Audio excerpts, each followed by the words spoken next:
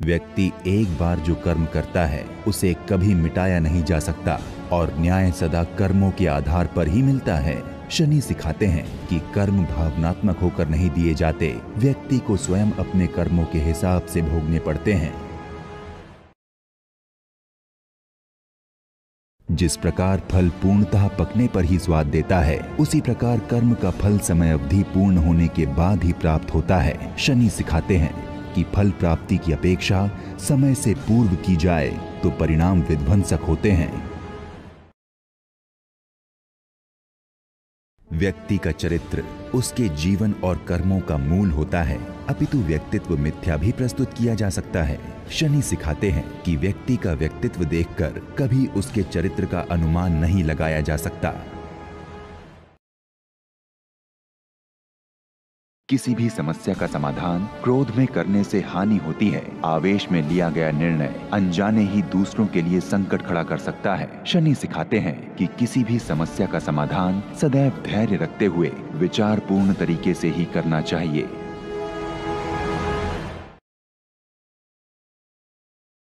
सत्य एकाएक प्रकट नहीं होता, अपितु उचित समय आने पर ही सामने आता है। शनि सिखाते हैं कि जब व्यक्ति भ्रम के वश में होता है तब उसे सत्य का भान नहीं होता, वरन सत्य प्रकट होने पर सत्य का सम्मान होता है।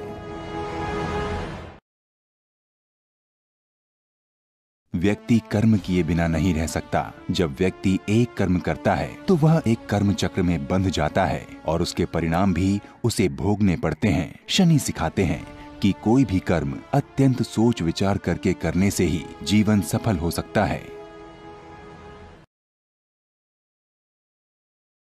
प्रत्येक व्यक्ति का जीवन चुनौतियों से भरा होता है, अतः व्यक्ति चुनौती को स्वीकारे, उससे भागे नहीं। शनि सिखाते हैं कि किसी भी चुनौती का सामना साहस और आत्मविश्वास के साथ करने से ही व्यक्ति का जीवन पथ निर्मित होता है।